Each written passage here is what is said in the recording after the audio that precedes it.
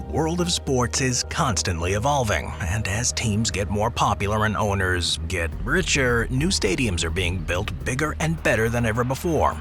So grab a seat and get your ticket, because I'm going to take you through a video where we explore 15 amazing future stadiums. Number 15. Addis Ababa National Stadium. Ethiopia. It's one of Africa's largest countries, and so it makes sense that the country's home to one of its largest stadiums. Designed to emulate the Addis Ababa, which is a yellow flower that blooms all over the country at the end of the wet season and symbolizes new life, it is quite the sight. Designed to hold up to 62,000 spectators and contracted out to the company China State Construction Engineering, it will be set up to host football, rugby, and athletics, with the stadium also being up to the standards necessary for FIFA's international matches. And while there have been some hiccups, after all in 2017 a fire at the stadium killed 7 workers and injured 12, it will likely be an incredible structure once it's finally completed. Number 14. Everton Stadium. While most stadiums are built on top of a plot of land, Everton Stadium in Liverpool, England is set to be a little bit different. That's because unlike almost all other stadiums, it will be built over water. The watery area in question is Bramley Moor Dock, and this new stadium is due to replace the old one, Goodison Park, in the 2024-2025 season. In the not-too-distant past, Bramley Moor was a commercial dock, and while it's no longer in use, the idea is that the stadium will be part of a larger effort to revitalize the area, along with the addition of new shops, housing, and entertainment venues. Regarding the stadium itself, the current plan is to spend about £500 million to build a 55,000-seat stadium, and in order to keep it in line with the area's vibe, it will have a brick base and a nod to the area's historic warehouses along with a sleek steel and glass roof to give it a modern look. As such, I'm sure that the stadium will be one of the best in England once it's completed. Number 13. Gran Stade de Casablanca. While most of the world's largest stadiums can be found in North America, of course, Asia, and Europe, the African country of Morocco will soon have one that rivals those found on all 3 of these continents. Known as the Grande Stade de Casablanca, is set to seat a gargantuan 93,000 spectators, which will make it the 3rd biggest soccer stadium in Africa and the 14th biggest on the planet. Designed in a curved envelope shape with colors and textures that draw inspiration from the Atlantic coastline and accented with ornate shells that cover a landscaped walkway that wraps around the complex, it truly is spectacular. In terms of tech, the roof is designed to protect spectators from bad weather, while the inclined part of the facade maintains a semi-open environment. To top this off, during the soccer season, the stadium will even double as a semi-open market, allowing it to further contribute to the economic health of Casablanca. Therefore, I'm sure that many other Moroccans will be very happy when the Gran Stade opens in 2025. Number 12. The Buffalo Bills. Buffalo, New York isn't exactly the most impressive place out there. After all, its main economic purpose is more or less to act as a convenient shopping area for Canadians looking for cheap American stuff. And for years, its football and hockey teams really didn't perform all that well. However, in recent years, the Buffalo Bills of the National Football League have really stepped up their game, and so it's fitting that this up-and-coming team will soon be gifted with a new stadium. Slated to be opened in 2026, the new stadium will have 62,000 seats and cost a sizable sum of $1.35 billion. It's in the shape of a large bowl. The stacked seating will help keep those in attendance safe from the elements, while also directing much of the noise down to the field. Beyond this setup, extensive radiant heating will be in place to enhance fan comfort, and overall the stadium will have a very modern feel to it. So it should come as little surprise that many residents of Buffalo are looking forward to opening day. Number 11. Manchester City's Metaverse Stadium. Recently, the Metaverse has been absolutely trashed by many for being completely useless, yet it hasn't stopped Manchester City from becoming the first team to have a stadium in the Metaverse. Built via a 3-year agreement with Sony, it's in currently the proof of concept stage, and as of now will let fans participate in activities at a virtual version of the team's Etihad Stadium, with their own custom avatars. Clips from the official trailer show avatars running, dancing, and celebrating together in the stadium. And while it is certainly pioneering, many have also been pretty critical. After all, the whole thing does seem kinda silly, and given the gargantuan amounts of money put into it, it all seems to be a bit underdeveloped, especially since the graphics are more or less reminiscent of the Mii avatars used on Wii consoles more than 10 years ago. If that wasn't bad enough, the simple reality is that you can get a lot more out of going to a bar and watching the game than you can from sitting inside the Metaverse, making the Everton Stadium rather pointless. However, I guess only time will tell whether or not Manchester City fans will warm up to this idea. Number 10. Sheikh Hasina International Cricket Stadium. While Bangladesh is not a country that's well known for its athletes, one sport that the country performs exceptionally well in is cricket. After all, at the time of writing this, they are the 7th best team in the world, and so it makes sense that the country's now getting a top-of-the-line stadium. It's located in a multi-billion-dollar development known as Purbacheal Newtown, and it will come in at a cost of about $140 million. And while that makes it sound relatively cheap, this will make it the most expensive cricket stadium in Asia. As of now, the idea is that it will have a 5-storied pavilion, 3-tier stands with a capacity of 50,000 people, and the option to at least add 25,000 additional seats, making it absolutely incredible in terms of its size. Beyond the capacity, the actual design of the stadium will be in the shape of a boat, and it will be here that both the Bangladeshi national cricket team and the Dhaka Dynamites of the Bangladesh Premier League will play. Best of all, if all goes to plan, the stadium will be built in the next 25 months or so meaning it won't be too long before it's in service for the public. Number 9. The Esports Arena. In recent years, esports such as League of Legends, Fortnite, and CSGO have been all the rage, and so it makes sense that there's an equally vibrant market of esports fanatics who want to see their favorite e-athletes compete in person. And while many facilities have been set up to host esport tournaments, Toronto is getting ahead of the curve a little bit by becoming one of the first cities to have a dedicated esports arena and hotel. Located on the harbor front, it's an entirely privately funded building that was originally slated to hold about 7,200 spectators and look like a massive wave. However, while this was the plan until 2021, in 2022 it was decided that the proposed arena was too bulky in size, so much so that it would disrupt the views of the adjacent Princess Boulevard, while also not integrating itself well with the surrounding architecture. As a result, a new design is now being undertaken, and while not as grandiose, it's still set to be an impressive building. Featuring a long base with a wood-like finish, a large LED screen, and an expansive green roof, the building will now be far more sustainable and far less disruptive to the overall vibe of the neighborhood. It will also be 30 stories tall, cost hundreds of millions to build, and will feature prominently in Toronto's exhibition grounds. And as such, I think it's fair to say it's a major project. Number 8. The Oakland A's new stadium. While the Oakland A's may be a small market team, they are relatively well known worldwide. After all, they're the team that was featured in the popular movie Moneyball, and while Oakland may be small, it's increasingly gaining more and more attention as one of the best cities in California. Yet what's been far more interesting as a development is that of its new stadium. On one hand, there's a fair chance that the Oakland A's will move to Las Vegas. After all, the city's been looking to host professional sports teams for a while now, and there's been a consistent dialogue about making this transition. However, there's also a chance that the Oakland A's will stay put and build a new stadium to replace the aging Ring Central Coliseum. And if they do, the Danish architecture firm BIG has a state-of-the-art plan that's absolutely incredible. In these plans, the stadium design includes an undulating roof line topped with a grassy park. This elevated park will be complete with trees and a winding pathway allowing up to 10,000 additional fans to view the games. Within the stadium itself, there will be 27,000 seats that will rise up at a curved angle, bringing spectators as close to home plate as possible. It's this combination that would hypothetically make the stadium one of the best in the league, and on my end, I just hope that it ends up being built. Number 7. The Calgary Event Center. While the Saddle Dome is one of the NHL's most famous arenas, it was built all the way back in 1980, and it's beginning to show signs of aging.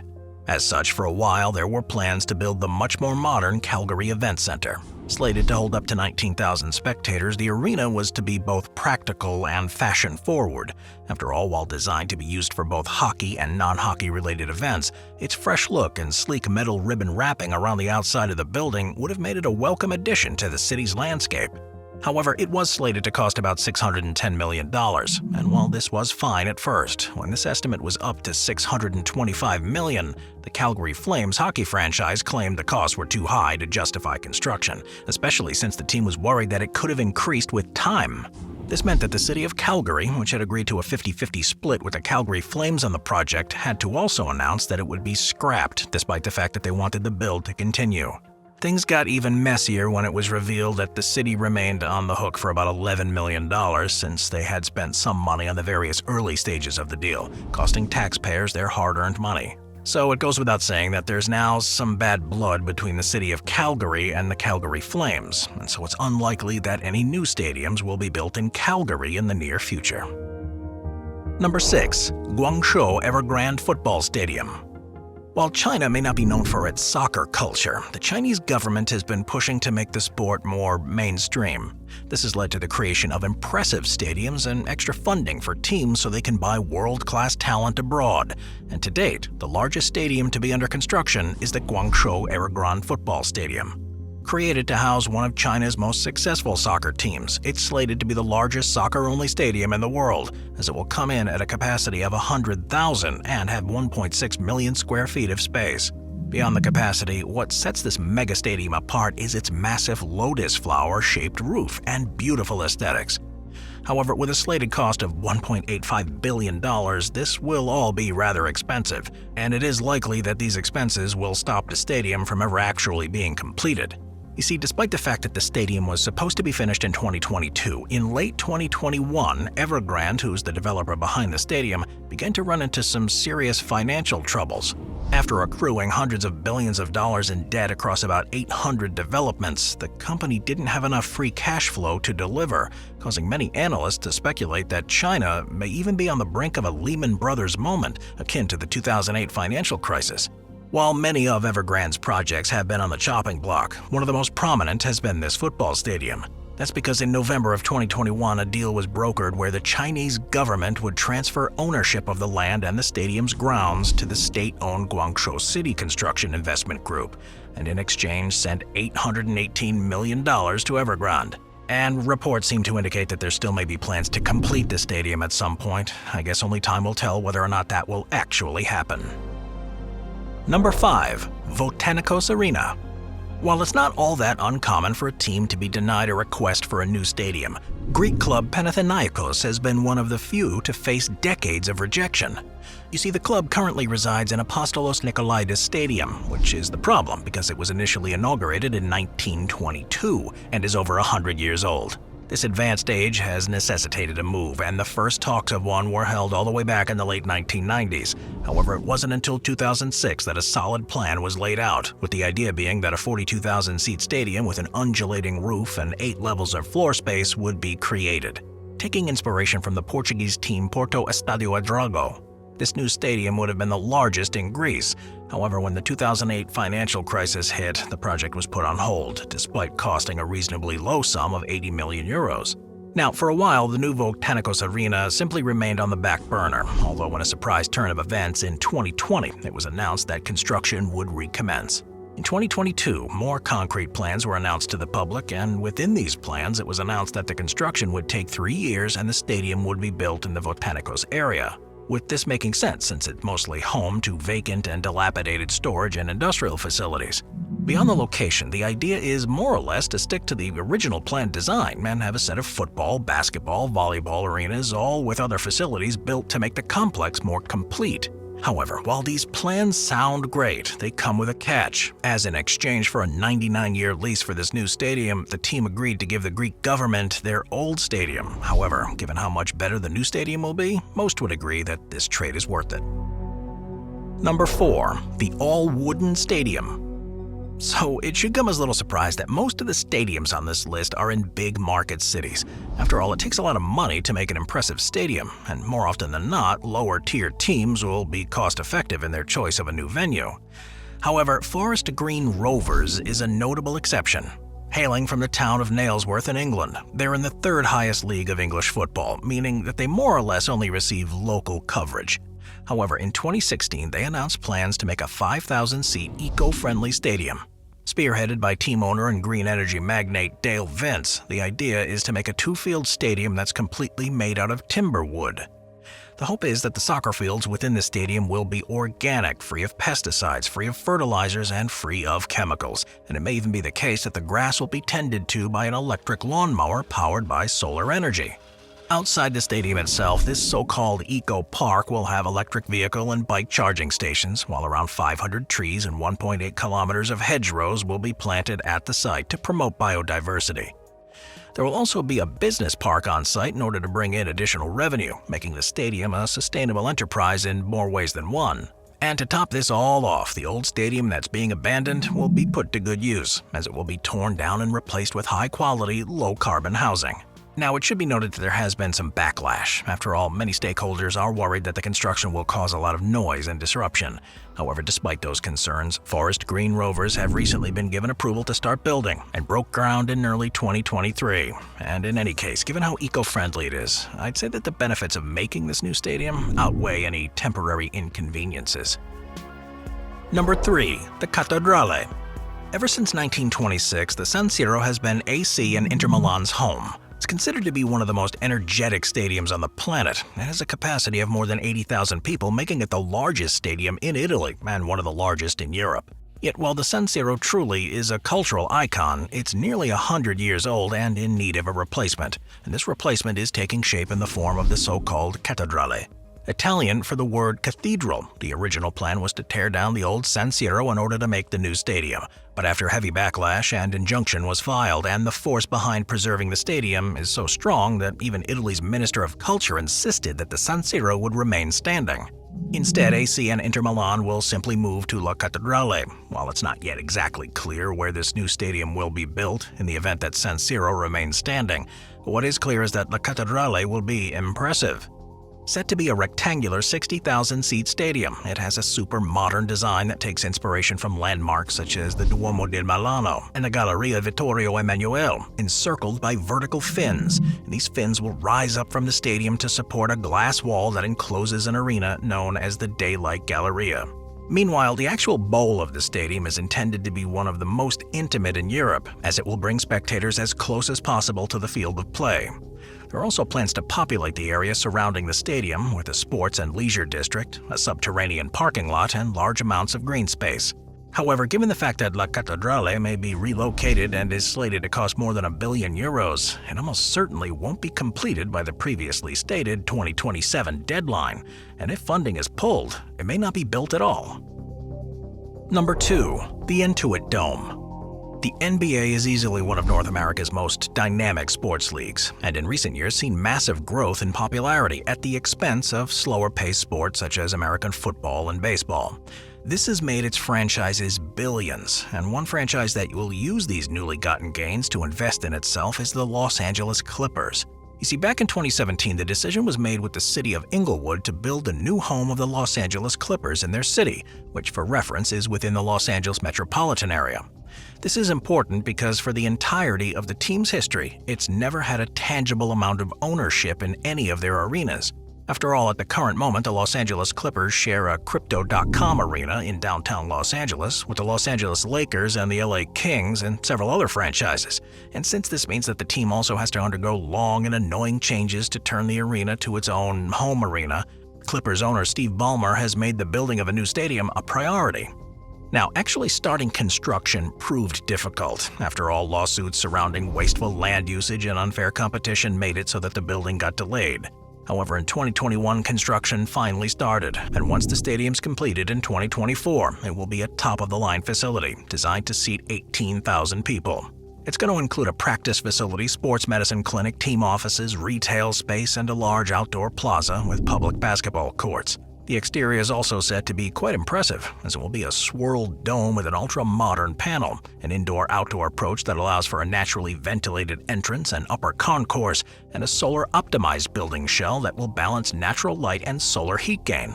And while it will likely cost about $2 billion once all is said and done, I think you're going to agree, this new stadium is probably going to be a great home for the Clippers. Number 1. Miami Freedom Park. When it comes to soccer stadiums, few will be quite as functional or as impressive as Miami Freedom Park. Set to be the home stadium of David Beckham's Inter Miami soccer team, it will come at a relatively modest 26,000 seats, yet what it lacks in capacity it makes up for in design. Featuring a lightweight, translucent roof that's in the shape of the club's mascot animal, the flamingo, it's a beautiful thing from the outside, while on the inside, the seating area is set up so that one side is filled with spectators and the other with elegant cocktail bars. Outside the structure, a massive screen will allow anyone in the adjacent park to watch the game, allowing even those who don't buy tickets to enjoy the area. However, those seated in the park or stadium aren't the only ones who's going to benefit from the creation of this park. That's because the 131-acre part's set to be home to 400,000 square feet of office space, 750 hotel rooms, 600,000 square feet of commercial and retail space, and 5,400 parking spots. And it will include shops, restaurants, and even a technology hub, making it a massive center for commerce and leisure in the area.